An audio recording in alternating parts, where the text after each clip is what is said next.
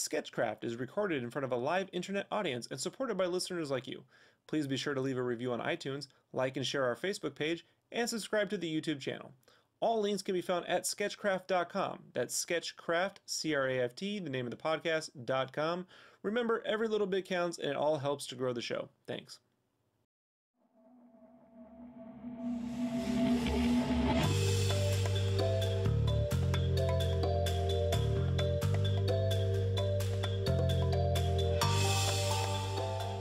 Welcome to Sketchcraft, the podcast for art, games, and process junkies.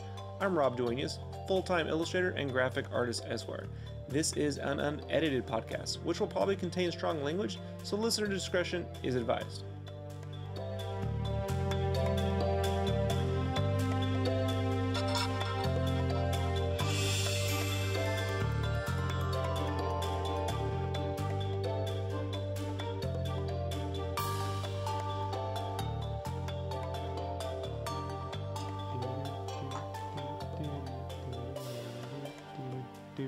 Hello everybody, Rob D here. If you're just tuning in to Sketchcraft for the very first time, you should know that we typically begin with an assortment of art, comic, movie, and geek-related news stuffs, and then wrap it up with an in-depth topic chosen by myself, Brandon, or you, the audience. With that said, Brandon, what would you like to talk about this week? I want to start off real quick with talking about the Walking Dead episode that just aired October 27th. I know Rob doesn't watch it, but just wanted to point out how shocked I was that Carol... Wait, hold on. Spoilers? You want to give a spoiler alert for all those folks? If we're going to throw out spoilers. Sorry. Spoiler alert for those who don't watch it or haven't watched the episode yet. Right, so just skip... Hold on. Just skip this if you don't want to know. All right? I got to say it, Brandon, because I can't have people claiming that we ruined the show for them, especially when I could care less about it. So. Right. All right, you've been properly warned. All right, go ahead, Okay. Brandon. Well, just for people that don't know, 2 bodies were drugged from their cell and burned and shot in the head. And out of nowhere, come to find out, it was the most meek, mild, old mom character who did this. Shocked the shit out of me because I thought it was Carl, the little kid with the attitude. He had the gun, he had the gas cans. Just wanted to say I was really shocked that they picked the most random, innocent mom character in the whole show to do that. You know, I'm just curious to the other people that listen to your show if they were shocked, if they saw that coming. I didn't. Just wanted to throw that out there. Also, I was pretty pissed that there's this character, Tyrese, big, huge black guy, has nothing but a hammer, gets surrounded by 40 zombies, getting out of a car, and fights them off like he's Rambo, which unrealistic, but of course he had to have that moment. Hated that. Just wanted to throw that out there. That's my Walking Dead quick rant. I got to make you some bumper music, and we can do a little continual Walking Dead rant or something. Let me write that down. Make Walking Dead bumper. Yeah, just a little something. So we can get your 30-second. Because I know there's everybody watches that show. They're happy for a moment, and then they're pissed off, and then they're happy, and then they're pissed off. I mean, everybody I talk to, they're like, oh, I love this part, but that pissed me the hell off after that. I mean, it's a love-hate show. It's kind of like Lost or, you know, any show that has a continuation where it's boring for 40 minutes and then the last 10 minutes gets amped up. I do not watch The Walking Dead. I did enjoy the video game because I have a fondness for point-and-click adventures. This is more like a point-and-watch cinematic than like an adventure. But I did enjoy the video game. I find that the show... I mean, I grew up with zombie stuff. I was like the zombie guy. None of my friends could care about, you know, zombie movies growing up. I was the only guy who gave a shit about Resident Evil, you know, when that stuff came out. Right. Or Dead Rising. Like, none of my friends cared anything. By the time The Walking Dead came out, you know, like most American TV, it's like they're just throwing in shock value. It actually makes no sense. Like, when you say something like that, I'm like, well, that's probably because there was no narrative, like, there was no structure developed in the show that led you to... Although be shocked, not completely surprised when you look back. I'm sure if you start to retrace all the steps of that character, not only will you not find any reason for her to commit such actions, but that it was just only done purely to shock and leave you. Yeah. So I get no sense of enjoyment out of that sort of stuff. It works better in a video game where I sort of give a lot of leeways in the storytelling. You know, like broad character generalizations work better in something like that. But in television, it's like, It's like when I have to watch, like a friend of mine really recommended a movie years ago called D War. You ever hear that? No. Is this like South Korean kind of like, I don't know, South Korean or Chinese movie? It's they shot in America. It's supposed to be like all these dragons get unleashed in L.A. and the lead guy was the dude from a show called Roswell. If you remember that way back in the day, Uh-huh. like yeah, that dude, the guy who would always just stare at the camera and point up, right? It's So obvious. yeah, and the movie was pretty fucking horrible, you know, but it got these great reviews, and I remember my friend let me borrow it, and I just went off on a rant about like, how dare you make me sit through that shit ever again, you know? Like for some reason, it's those broad archetypes that they either I find it completely endearing when done correctly, say like in the Evil Dead or Army of Darkness film, right? Right. But then in what was that one Raimi did right after Spider-Man 3, where Buried Alive or some shit? You know what I'm Um, talking? It was something in LA, this chick, right, who'd crawl out of a grave and shit. I hated that movie. Like it had the complete opposite reaction with me. So I don't enjoy The Walking Dead much. I'm not saying it's bad. It's just it's not for me. You know? it's one of those shows where I come accustomed to watching it, so I have to. I mean, it's not like I'm like, oh shit, I gotta watch it, but I'm hooked. They do enough to make you hooked. They leave you on a cliffhanger at the end, and you want to watch it. It does the trick. You know, they give me my fix for the week, and then I just forget about it come Monday, Tuesday. Then Friday or Saturday, I'm like, oh shit, Walking Dead's on it today. Well, good But for you, Brandon. Good for you. I mean, So I all, didn't watch Breaking Bad, and look how hooked everybody else was. You were hooked. Everybody else was hooked. it's different. It's different with It- Breaking Bad. I'll explain to you the difference. Right? Is that Breaking Bad's a character study that expands out to a point and contracts back in on a single character. Um, Walking Dead is a random ensemble piece where anything can happen. Same with Lost. Like Lost kind of like revolved around different characters, and at times you felt like there was a central character, but it didn't maintain that. Right. Buffy I liked because it was still ultimately Buffy's story. You know, Firefly is the closest thing that ever had a chance at succeeding at an ensemble TV show that I felt covered everyone equally. But there's only like fucking 12 episodes, so I couldn't really tell you. You know, Right. if they'd have been able to maintain that. But I like any story. Like I like the first Die Hard movie, not because it's got a bunch of witty jokes and explosions. The movie's quite tame, but it's about this guy who's, trying to like actually, you know, he can't get past himself, and Right. and It's it, just shitty life. and there's just something about the one man character arc where you sort of really get to like hang out with that person. Good, I mean, guy, girl, I don't give a shit, It's the Right. kind of story that I relate to the most, you know. I don't really just like extraneous shock value for the sake of there being shock value. That's why I like old WWE where you had these great, little like cheesy storylines. But to me, those characters were endearing. But now you just got these guys who are just like, I'm gonna fucking whoop your ass. I mean, like it's just like, Right. oh great, oh If Mr. there was Big. a zombie apocalypse, Rob, are you going solo or are you going group? I'm going solo. You going solo, just Yeah, on your own? yeah, yeah, I, I could see that. I could see that. I mean, yeah. I don't need the comfort of the human species to get along in this world. right. You know. I'd All be a right, team so player. let's move forward. What else was on the list for today's show, Brandon? Thor. Are you excited to see that with all the new trailers coming out, showing all the tons of action, special effects, and Loki and all that? All right, so let me break this down. Let's see what you first said. Am I excited to see the new Thor movie? Yes. The answer is surprisingly yes. I'll give you a couple reasons why. I've gotten into Doctor Who the last couple years. Uh-huh. Uh, Again, a show that manages to turn cheesy into endearing, and it's crazy and it's wild. They do some stupid shock value stuff too. That gets annoying, but um, British television is something I love, and the movie, it's set in London on Earth, and then also in Asgard. Has a Doctor Who feel to it for me. I can't. I mean, first off, the Ninth Doctor or whatever, the Eighth Doctor, I can't never remember.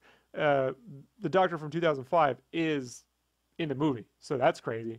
But it has there's a certain element of magic, whimsicalness to British fantasy television. If you've seen like The World's End that just came out, Right. a couple Doctor Who does it. they seem to get like I call it the Spielberg effect from the '80s. Like they're in a period right now where they get that, and so it has that kind of feeling to me. I don't really care for Thor, but I like how Josh turned him the butt of a joke. In the Right. Avengers, I thought Thor the movie was better than I thought it was going to be, but I really just didn't care for any scenes that involved him and Natalie Portman. Like I had felt that the movie should have been about him. It was a father-son story, his Right. brother, his father, and him. And I felt like the Skarsgård, the guy who played the scientist, was the alternate father figure. Like had Thor been on Earth for 20 years or something, and this guy, found him and slowly was able to, provide him a level of companionship that, that showed him what it was like to be human, and they sort of grew a bond. Right. Like when they Like go to the bar and they're drinking together, he carries yeah, them they home could the have whole they time. that was the best part of the movie when they're at the bar. That's my favorite scene of the whole Right. film because I felt like they were genuinely like being real, Right. like that level of he doesn't have that connection with his father. Is a constant like trying to live up to being a god, which is impossible. And right there, he was able to just be a man. And I felt that, if the movie allowed that to kind of carry the character through, then his turn to wanting to protect Earth would have felt more natural to me and not just something he had to do. Instead, they Right. turn it into the romance thing because, whatever, Right. fucking Natalie Portman. So I'm looking forward to see it because I think they're going to kill off Natalie Portman. So I'm happy about that. And, and I like the muddy kind of gladiator looking battlegrounds. Like, I guess that's the director who did a lot of Game of Thrones, which I don't watch, but I like the on location shooting look Right. of the background. So. What was the last thing you said in that statement? Um, You said Looking forward to a special trailer, effects and shit like special that. effects. Yeah, I could care less I about mean, the I saw a special. lot of. I don't know all the Thor characters, but I saw characters I've seen before, like with the Rock characters, where they have the big Yeah, Stonehenge that is the faces. least important thing to me in that trailer. Oh, I mean, I like when they put little Easter eggs from different stories that I'm like, oh yeah, that was in a Thor book, or Yeah, but shit see, to like that. me, as a guy who doesn't know where that's from, that's just I call it the Men in Black destruction porn moment, right? We talked about it Right. last time where it was like, oh, there's the helicarrier crashing for no fucking reason other than so now he's gonna hit a. I mean, like, I to me the best rock monster fight ever was Galaxy Quest. I mean, how are you gonna beat Galaxy Quest? Did you see that movie? Yeah. Yeah, right. He fought a rock monster in Galaxy Quest, and he did a pretty good job, dude. So I don't see how they're gonna top that. It's just okay. I know Thor can knock. We know his hammer He's can gonna knock hit around anything the hammer, down. yeah. Like so, if Natalie Portman did it, I would have been like, whoa, okay, like Right. chick's got some powers, but I don't know. That hammer probably weighs more than she does. I'm happy to know that I'm happy to hear about the rumors that they put more Loki in the movie. You Yeah. know, because a villain, a movie makes. You know, Right. it's that simple. And a guy who can play both hero and villain simultaneously is the best character you Right. You can never know what get. he's gonna do. You never know if he's gonna just backstab him or if he's actually gonna go legit. Like the Joker in the Dark Knight, he's not trying to kill Batman. If he Right. was just trying to kill him, then that would just, whatever. He's not gonna win because he's fucking Batman. But he's trying to get him to play his games, and you know what I mean. And in some Right. way, Go he along wants with to. what he wants. That's what makes him awesome. As opposed to say someone like Bane who's just there to destroy him. It's so So Thor movie. my Wait, third hold on. What are you looking forward to the movie? um not as much as my wife is, but that's just because looks half naked throughout all the trailer. But I'm looking forward to it just because special effects. I like Loki. I'm going there just to be entertained. I'm not going for a riveting story. I'm just going to see the next piece of the Avengers. I mean, that's all it is. It's just another building block to the Avengers. I'm more excited to see Captain America than I am Thor. But uh, I'll go see it. I'll go see it in probably 3D or IMAX or one of them. Only see it IMAX 3D. Folks, say what you want about 3D. In IMAX, it works. All right, It's like great. just don't. Just they're the only ones who spend the proper money to illuminate the screen properly. Otherwise, don't do it. Yeah, I Just saw Avengers in IMAX 3D, and it was the best 3D movie I've ever seen. oh, you should have seen Titanic, dude. Not my cup of tea. Hey man, well, it's a good 3D. The Metallica IMAX 3D experience was fucking awesome, Brandon. Honestly, Eh. I don't give a shit, dude. It was fucking awesome. Believe me. So, what else we got on the list? So I started with if Rob made a video game movie, but I could just extend that to if you were to make a remake or any movie, what would it be? Since I did want to, we are talking about Well, movies at the any beginning. movie. I mean, let's keep it to video games. I know you don't want to talk about Okay, video games because I have the Game Cave podcast or anything, but I mean, it's an interesting thought because they haven't made a good video game movie. I mean, they kind of Mortal Kombat, right? Like, right. we could. I mean, when I was 15, it was slightly annoying yet fun. You You know. mean Super Mario Brothers wasn't your favorite video game movie? What? Honestly, man, like I was repulsed by Street Fighter the movie. Oh, that But was so Mario bad. was so fucking weird, dude, that I just didn't even count it. You know, like I'm on this. I know this is ridiculous. I mean, why don't you fucking turn Tetris into a movie? Which, by the way, someone did make a Tetris fan trailer. If it were a movie, and it has this whole cool like black and white like Sin City kind of thing, and it's all Right, like super Stalinist like driven and it's like robot jocks with Tetris pieces where like they're in the Tetris pieces and like they got giant gears and they're moving them to like it's like if you mix robot jocks as like a Tetris piece where they're like crashing these pieces into the ground to form right. Tetrises for the glory of Russia. Like it's a pretty awesome trailer. So So that would I being make that said, movie? No. what would you Like, make? What video game movie would you want to make? well, I actually do have an answer for this because you just brought it up on me, and a lot of people uh, probably don't think about this kind of stuff. But if I could make any one movie, or even let's say a TV show, because I think TV shows are better than movies, Okay. personally, because of the long form nature. But the video game that I would actually think would be pretty cool for this is a game called Maniac Mansion. Way back in the day, came out from LucasArts as a point and click adventure. They did technically make a TV show about this, but they had nothing to do with the game.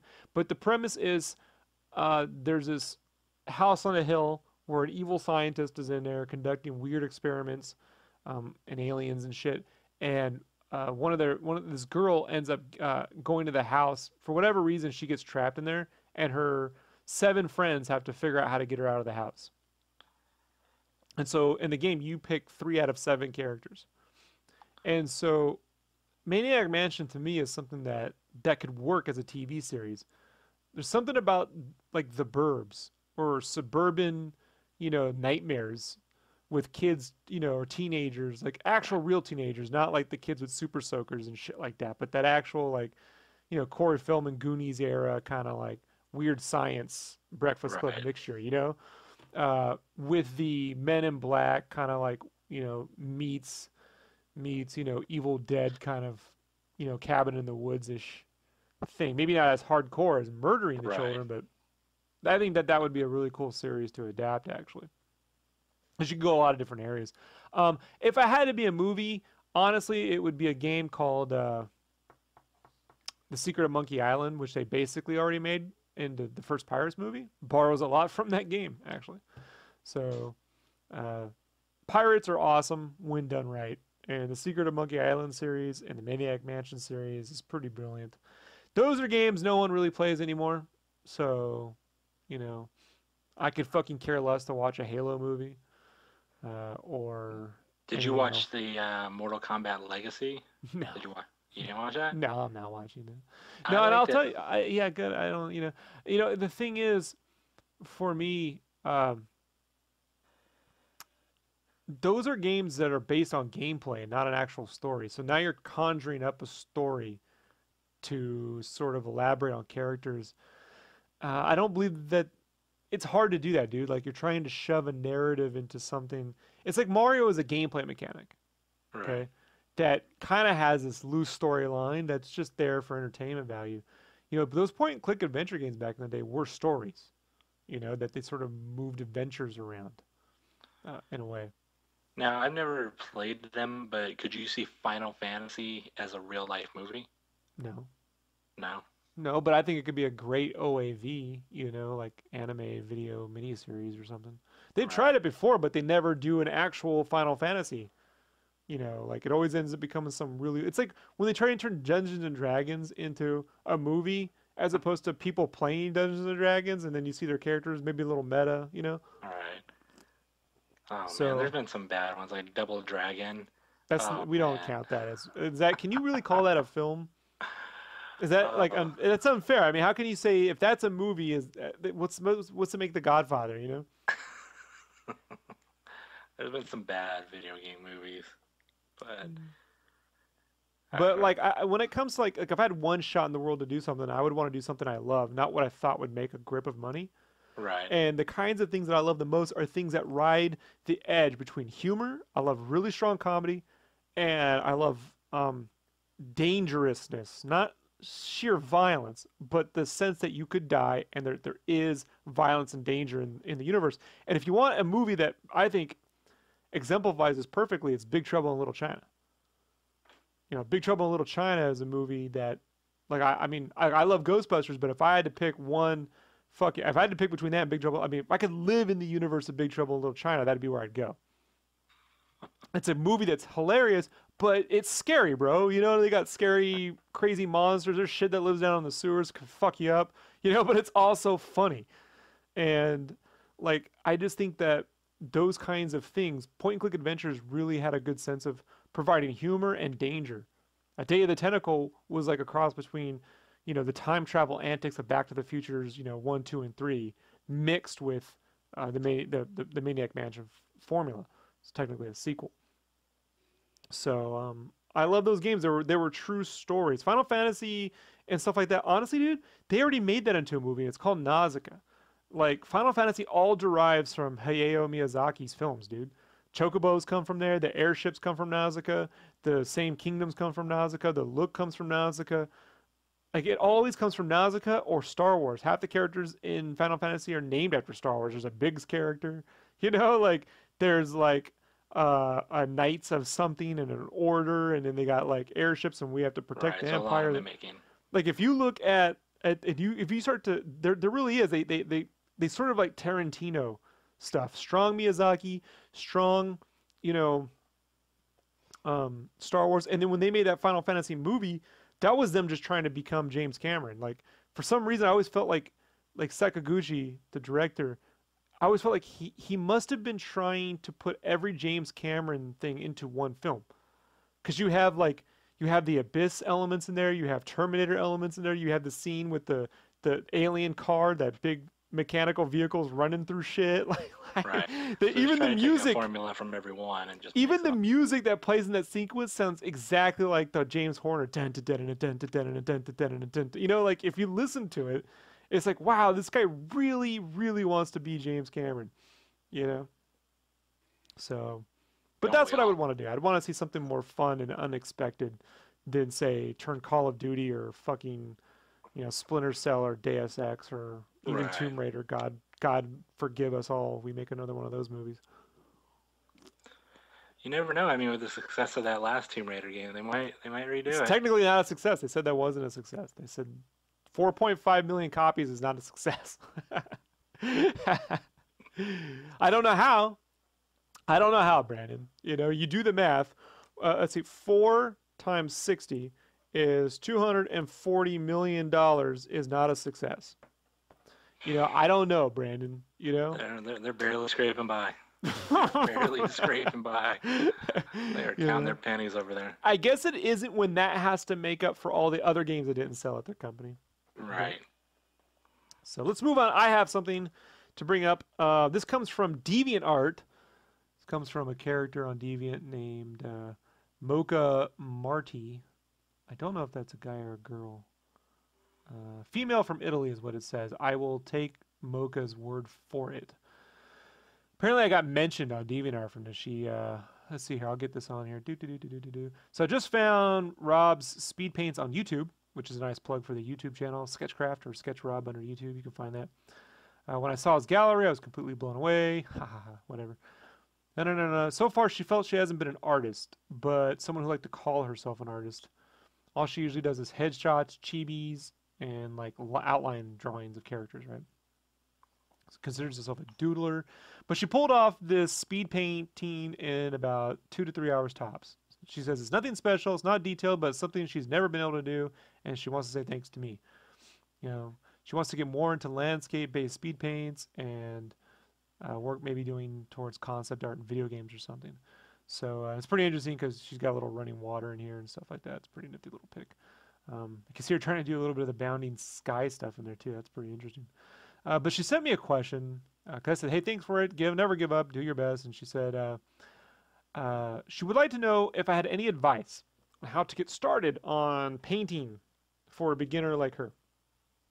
Um, so let me answer this. First off, I'm a beginner in digital painting. I've only done the ones I did earlier this year. Never done digital painting before that. What I have done is I have done a lot of illustration. So, and I've worked with color. So I understand a lot about color and illustration. The process of figuring out how to do concept paintings in Photoshop was really just a technical procedure and time limits. If I was to say, if you really wanted to build strong composition, first off, develop all your ideas in value. That's black and white. So you can really start to build good contrast. Likewise, also do thumbnails only in color so you can practice strong color schemes. You can pull color schemes from actual photos, start to keep a little list. Anytime you see a cool landscape photo that has a different color scheme, you can save it and sample from the photos while you work. You can also, if you wanted to try something more graphic means like more like simplistic 3 or 4 colors. You can always go to Cooler. It's like Kuhler, cooler.com. They have like really cool, it's an Adobe thing where you can get little color swatches and stuff. It's a little bit more, out there. Uh, as well as, screen cap anything from a movie when you're watching on your computer, screen cap from animation. Always have example things and give yourself time limits to recreate those in color. But then when you go to do your own compositions, also work on value. And the reason why is you could solve a lot of problems very quickly with the value study first. You don't have to go in there, and it's actually pretty easy to imply a lot of things in silhouette than it is to try and like mix a lot of colors. The problem is turning that black and white drawing into a full color piece. I will make more of a tutorial on how I do it, but if you look at my videos, it basically involves tinting the black and white colors to a certain color by using the layer adjustments in Photoshop. There's a little layer adjustments at the very bottom. You click that, and you can click color selection, and from there you can actually pick from the values white, gray, and black, and you just select each one of those, and you can shift all the gray and black values to whatever colors you want to go to. And I start to tint everything like blue, purple, or red, depending on the kind of color scheme I want to go with. And so what that means is when I start to like do a base color, like if I tint the black and whites bluish purple, and then I add an overlay or a multiply to, add in greens and stuff, then I take the whole painting dark, and then I build back in all the detail in brighter color. And that allows me to keep everything from being overly saturated, as well as being able to really sort of keep it from having a dodge and burn look. That's extremely complicated for a beginner to understand. So I am elaborating a little bit more than you might get right now. But what I would definitely recommend doing is time yourself, 30-minute, 5-minute, 30-minute, 1 hours. Do value studies, base them off photographs. You don't have to draw realistic, but base them off photographs. Take your own photos. You got to have camera. You can photograph anything, anywhere. Work on different times of days. If you like animation, start screen capping and look at the different color schemes, build color schemes, simplify those color schemes down as simple as possible. And then also do your layouts in color as well. So you're able to start to really develop a good color sense, and then slowly merge those processes together, and then give yourself time. Continue to build up illustration skills, understand perspective and depth, and how to basically draw 2-plane, 3-plane, curvilinear, those kinds of things. I like to call it developing a volume. It's where you're basically like, think of your art as a 3D program. And if you're in Maya or a 3-dimensional program, you're looking into a Z space, and everything exists in a Z space, versus trying to draw 2 points on a paper and add a bunch of lines and figure out how to make everything connect. It's the worst thing you could do. So there's a lot of different phases, but you really want to get your value and you want to get your color theory down and study from life as much as humanly possible. If that answers any questions. Brandon, do you have any questions about digital painting you want to ask? I will re-listen to that part 40 more times. Right. I like to paint in real life, and I still don't got it down. So Oh, that would what I would like to say is if you're gonna do digital painting, please, for the love of God, paint in real life. I don't care if you suck at it. You will suck at it for the longest time. But the reason why I say paint in real life is in Photoshop you have access to a million colors. And if you know anything about color theory, the more colors you add, right? If I take blue and yellow, I get green, right? But if I add purple to that green, I'm going to get brown. The more colors you get in real life, you end up with mud. But in Photoshop, you can add all your colors to whatever you want, and it's never going to affect the other color next to it. It's just going to look gaudy. But you're essentially creating mud. Whether you can see it or not, you're creating mud. So working in physical, tangible media will keep you from going beyond the boundaries of basic color theory. And then once you have that down, you can then use the tools in Photoshop to enhance and build up on that and give it that extra gleam and that extra bit of detail that digital can provide you. That make any sense? yep, Like one sort of keeps you in check. I always say it's like when an artist has, say, like a Humberto Ramos or somebody has like a really strong style. If you're not constantly counterbalancing your style with realistic drawing or even coming back and attempting to do something different, you will eventually parody yourself. It can go too far. right, You can start to make, instead of having slightly squarish faces, you can have really big trapezoidals and shit looks like nude descending a staircase and it goes on into anarchy. So things to right. keep, you know. Go ahead. No, you go ahead. I was gonna say another thing that you taught me is if you can't find a brush or a run in Photoshop, make it yourself. I mean, you've had me do watercolor drips and runs down the pages and scan them in and interpret them into my actual art. So I'm taking my real life watercolor paintings and adding it to the background of my realistic, my digital art. Yeah, if you want all your skies to have a cool watercolor wash, just paint some stuff, scan it in, and add it in as a texture, or paint above it in Photoshop. Don't Yeah, try to act like, well, I can go into this one program and they have a good watercolor simulator. No program can simulate life, dude. Like, if you right. know anything about watercolor, they're fractals. You can't. I mean, I can't even get into this, dude. Like, anyone who says that is just a complete and utter moron to me. Like, well, for fucking 30 cents and an hour of your time, you could just lay some fucking basic color down and scan the shit in. You Right, know what I mean? You don't have to go through a whole program and try to outthink, life. So right. that's my advice there.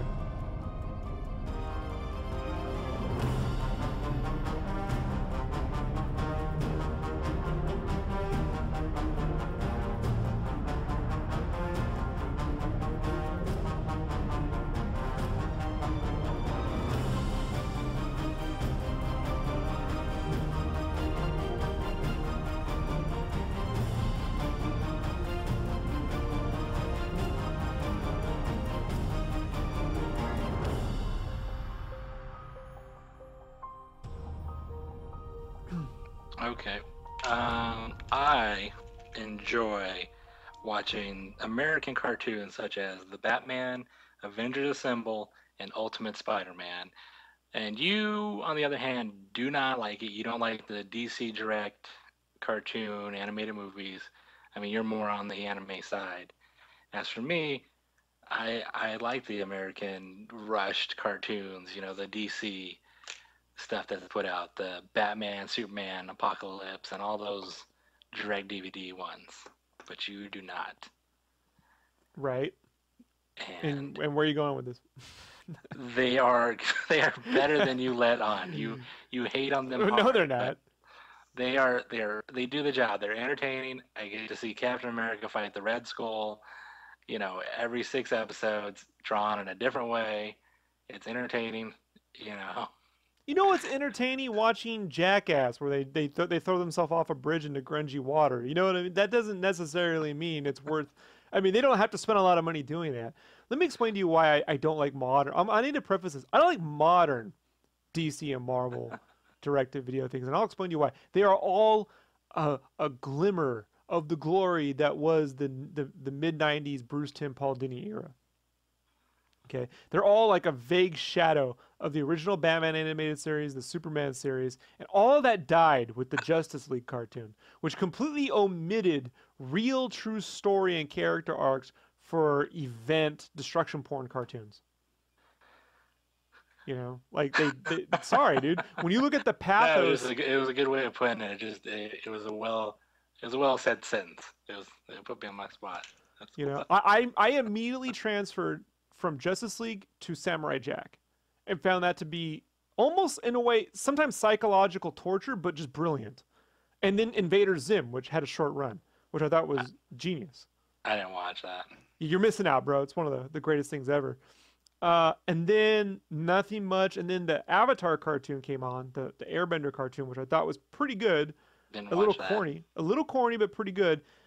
But then, you know, they redid Full Metal Brotherhood Alchemist over here in the Japanese era, and that just kicked the shit out of Avatar. So, but they just don't hold a candle to what's going on with anime in variety, in character arcs, in quality of animation. First off, the quality of animation, no matter how good you think these DC direct to animated videos are, they're not that great. They're better, you know. Like, I mean, I've been at the booth. I mean, I shared the table with LaShawn Thomas, who's like animation director for Legend of Korra and stuff. You know, I've been at a few tables with him before, and he's very proud of all those people. Like anyone in animation, animators have a grueling, horrible life. They really, really do. I recommend you find a movie called The Sweatbox, which has been banned by Disney. It was about the creation of the movie Emperor's New Groove. And if you go on to iTunes, let me grab this right now. I actually bought this. If you go onto iTunes and you look for a little movie called Dream On, Silly Dreamer, it actually is a movie, cost about $3 to buy. It's 40 minutes. They basically had live cameras rolling when Disney Animation Studios shut down. And they're all interviews with actual animators at Disney. And they explain to you what really happened. And if you watch Sweatbox and you see all the execs in charge at Disney, and then you watch Dream On, Silly Dreamer on iTunes, you will be able to paint a really good picture of how depressingly horrible 2D animation is in the States. And it hasn't changed. Like, let me explain to you, like, the DC stuff means well. But think about this, right? The packaging. Let's just talk about packaging. First off, the Dark Knight Returns DC movie. The packaging is CG painted, realistic looking Batman. Doesn't look a fucking thing like the Frank Miller stuff. Right. So when they go, oh, we want to make an adaptation of The Dark Knight Returns, we're going to be super truthful and faithful to the comic. What they really mean is they're going to be super truthful and faithful to the story, but the art is weird. You know what I mean? Like, maybe the art style in the movie kind of captures Frank Miller, but it's extremely digital. It has no hand-painted backgrounds. It has no varied line widths. It's all extremely mechanical, almost CG-like in its execution. But they at least mean well. But then you see the cover, and the cover looks like fucking, you know, like a super hyper digital painted Jim Lee drawing. You know what I mean? Like, yeah, Andy Granov, I think, does that. I hate that shit, dude. I just don't care for. I don't have any relationship. I like line work. I'm older, and the cool part about like anime is they draw the shit, dude. The characters are drawn. When I get the packaging, the characters are drawn. It would be like this. Remember back in the 90s, they used to do the they used to do the Marvel Masterpiece cards. Right. Okay, and they were painted stuff, right? Right. Nice, right? Then they did this thing in 1995. Fleer got a hold of a copy of Photoshop and decided to take all my favorite covers that McFarlane did and Adam Kuber did and airbrushed the living shit out of them and did a whole series of stuff where it was like McFarlane stuff but over like digitally airbrushed. And it looked like generic crap. You know, and that generic crap is how they market these movies now. Like, that's what every fucking thing is now when you get these movies. But then I get into the films, and there's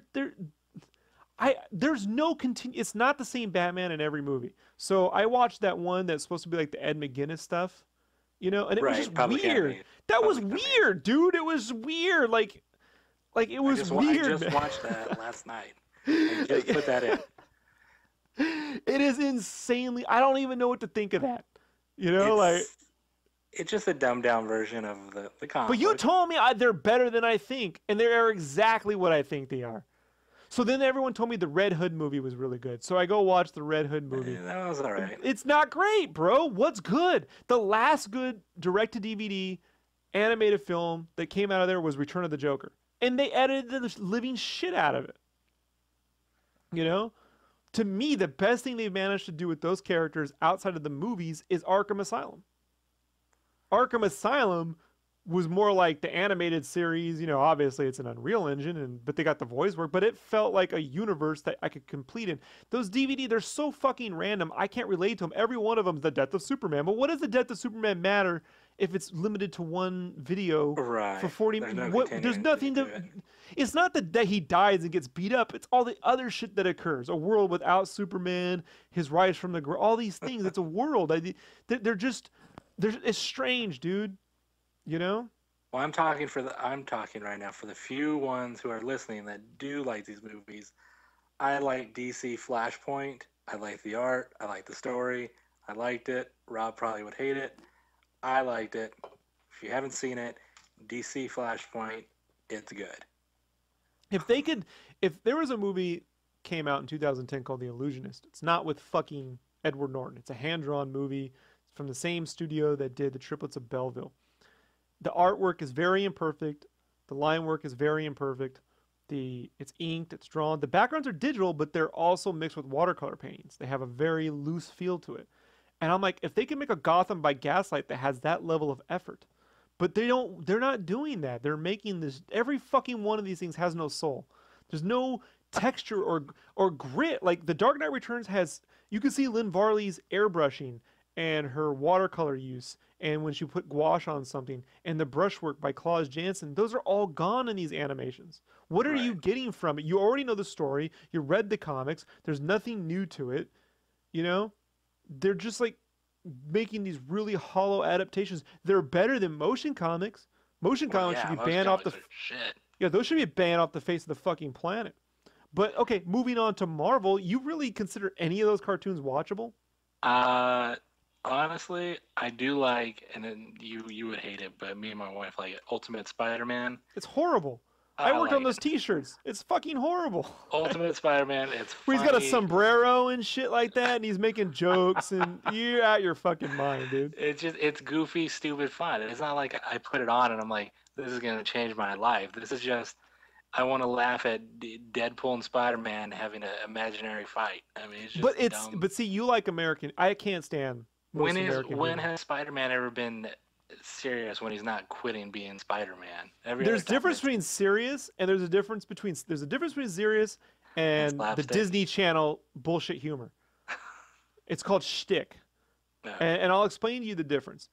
Okay. The Office in the UK is humorous. The Office in America is shticky. You know, sometimes it works. Sometimes it works, like when the big fat dude dropped the pot of chili and he's just rolling around in it. It somehow works, but a lot of times it's just shtick, and it has like a finite window too. You know, it got old fairly quickly.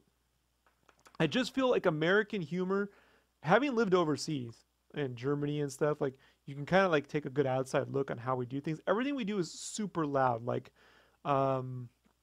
what's that Bazinga dude? That fucking show. The Big Bang Theory. You're right. Like I can't stand it. I don't watch it. It's just not. It's just over the. And we have to really make certain that you got the joke. That's my problem with these cartoons. They're really trying to make certain you got the humor, as opposed to just being fucking hilarious, because like you knew what was going on. Do you understand what I'm saying? Right, I get it. It's juvenile to me. I'm not I can't relate to defending it like it's my favorite thing, but no, you said it's your favorite thing. My favorite cartoon ever was the 90s X-Men cartoons. Those were my favorite. I could watch those over and over again. Absolutely horrible animation. But at least the storylines were interesting. I will say, if you've ever seen the Japanese version of that cartoon, the opening credits to the Japanese version of the 90s X-Men cartoon looks like the Jim Lee art mixed with the early Capcom fighters in real time. The opening sequence is brilliant. I'll Google it. You will just be like, why don't the animation look like this? Now when they say Marvel anime, it's these really flamboyant, boyish man-women. That's what pisses me off. There's so much great anime out there, but when they make a licensed anime like the Iron Man one, it just sucks balls, dude. Like it's fucking horrible. They're just super effeminate. Yes. his 8-foot-inch claws. And It's like when they made the Castlevania fighting game and they got the character designer for Death Note. Death Note's awesome, but that doesn't fit Castlevania. It just turned into like emo party brawler. It's like the worst ever. so I recently, real quick, because I don't watch a lot of anime, but I did buy one on Blu-ray the other day that I doubt you would like, but I'm throwing it out there for anybody. It's a tiger, no, bunny and tiger. And it's Uh, basically, I don't know if you've seen it, but yeah, I it's enjoyed fun. it. It was an older hero paired with a younger hero, It's buddy because cop it's type superhero thing. stuff, right? Well, it's superheroes and it's kind of like Mystery Men, where they're all bought out by corporations. They all have to make sure they plug their sponsor, and the main hero just doesn't give a shit about that. He just wants to fight crime, but he's got to play by the rules. I liked it. I liked the art. It's just real. It was just funny. It was entertaining. I liked it for an anime, and I'm not a big anime person. I like the older Street Fighter alphas and stuff like that. But Well, that's good. Well, the cool part about anime is they get humor and they're not willing to, I don't know, their humor, like, they're not all of it, dude. I'm not the guy who's watching every otaku crazy schoolgirl. I mean, I'm picky about my anime too. I like right, the best of the best. Death Note's pretty good. Full Metal Brotherhood Alchemist is the best ever. Gurren Lagann is some of the most motivating. If you're ever in a bad mood and you hate life, watch Gurren Lagann and it will get you motivated to love everything. did you Yeah, like but Afro also you want to, Samurai? huh? Oh, go ahead. Oh, They're go ahead. like Afro Samurai. No, but man, if it were in Japanese, dubbed in Japanese, I probably would. But I I didn't can't. like the voice. I didn't like Samuel L. Jackson, but I Yeah, it liked just gets in the the way. art. I like the art. The art was Yeah, beautiful to me. I like the visual style of it, but there's Right. not a real story I can get into with that. Like that's just like endless kung fu battles. I'm not the guy to watch endless kung fu battles. Like a fight needs to have like the fight between Neo and the agent in the first, you know, Matrix movie in the subway had context and meaning. But Right. the one in the second one where it's a million fucking Agent Smiths, I could care less about. And that's what most of the anime turns out to be. You know, there's a Right. lot of that. Uh, there's an anime called Ninjajo, which I love. It's completely endearing and funny. I love Sword Art Online. That's a great one. So, but that's where Uh, I'm at. I mean, at least the animation's fucking gorgeous. Uh, I can't. I don't know how you watch those things, dude. And I'm sorry you do. Blade I, of the Immortal. That's another anime I recommend for people. Blade of the Immortal. I like that. I like the art. I like the story. It's only got probably like 3, 4, or 5 volumes out. Easy to pick up. Blade of the Immortal. if you had to recommend one DC animated video and Marvel, what would it be, Brandon? Put me on the spot. Um, DC. I have a lot of them. I would say All Star Oh, Superman for the DC. so just answer the question. That's All it. right. DC All Star Superman. That would be my DC pick, and my Marvel pick would probably be Hulk versus Wolverine. That DVD. I like the art on that one. Good little story. I mean, that's the best I can come up with right at the top of my head right now. Those would be my ones. If I had to That's recommend one DC video, I'm actually stuck between the Batman Superman direct video in lieu of the new movie coming out. If you haven't seen Batman Superman, came out about 95, 96, you should. It's really, really good. Or Return of the Joker. Mask of the Phantasm is really nice, but I oh like shit, Return of the yeah. Joker better. You know, Mask of the Mask. Phantasm. That's a good one. I just wish they had 3 times the budget on that film. Like the Right. story, the opening sequence, the little 3D background was really nice. The music is fantastic, but the animation is really bad. It stutters and it's choppy, but the animation is really good in Batman Superman and Return of the Joker. The whole the whole sequence when they flashback to the last time he fought the Joker is just Right. animated. It's so simple. It's so fluid. It's so good when he knocks the projector over and he's being lit Right. by it. It just it's really awesome, and they haven't topped it in my opinion. Not your All Star Superman or whatever Well, the no, I hell. mean, I have that too. I have that in my Yeah, but you collection. don't like it as much, right? You like All Star Superman better, right? That's what... I didn't. Yes, you did. That's why I let you go first. I'm gonna make sure when I have a topic to talk about or things to talk about, I have a list of just rebuttals of things I like. That way, it's like I don't need a list because I know what I'm talking about. You can go and prepare all you want, and I have a clue. So with Marvel, I don't recommend anything they do in animation ever. I just don't. I would go back and watch the X-Men stuff, kind of, or even the Spider-Man cart. No, has Marvel ever done good animation for um, me? Uh, I can't think of a Marvel animated movie that really was good. Anything in Marvel animation, I'm trying to think of like look, that '90s X-Men cartoon's nostalgic and it has interesting storylines, but I mean, I would say watch the Max before watch that. You know what I mean? Like there's just so much. Right. The Spawn cartoon was better than the X-Men cartoon. So I don't know, man. Marvel animation just doesn't exist for me. I don't care what anyone says. I just doesn't exist for me. And if I only recommend one anime, it's Full Metal Alchemist Brotherhood. It's 64 episodes. It's perfect. It's the best thing I've ever seen. I've never seen anything actually complete all those story arcs and leave off the way it does and just attain so much. And it's the bar has been set. I couldn't believe it. So, all right. Well, that's all we have time to talk for today. Join us next week when Brandon will say Something super fucking amazing to rebuttal everything that Rob throws at me. I've given you like 4 days to prepare for that. We'll see how you do next week. Brandon, where can we find you on the internet? You can find me Facebook /James Designs, Instagram Not Worth a Sketch, Twitter Not Worth a Sketch, notworthasketch.com, and on this podcast, Getting Belittled by Rob. Oh, dude, you're being harsh. You're being harsh. Belittled. Hey, you know what? You know what? Everything you said is the truth. And I'm glad you said it because there's nothing wrong with it. It's perfect. Yay, Right? validation. Yay. Everything you do is the bestest. That makes for excellent radio. I just agree with everything. People would Right. love to listen to that, right? It'll go over so well. You can find me at sketchcraft.com. That's sketch, C-R-A-F-T, name of the podcast.com. I'm on YouTube. I'm on Facebook. I'm on DeviantArt. You just type in Sketchcraft into Google. Everything that comes up is me, more or less.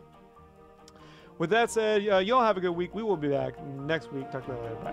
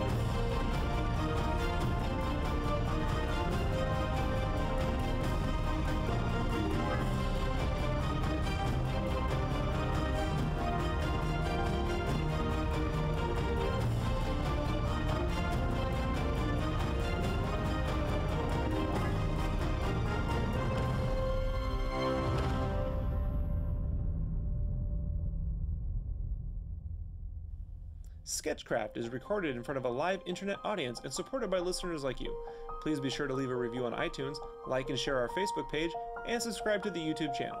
All links can be found at sketchcraft.com. That's Sketchcraft, C-R-A-F-T, the name of the podcast.com. Remember, every little bit counts and it all helps to grow the show. Thanks.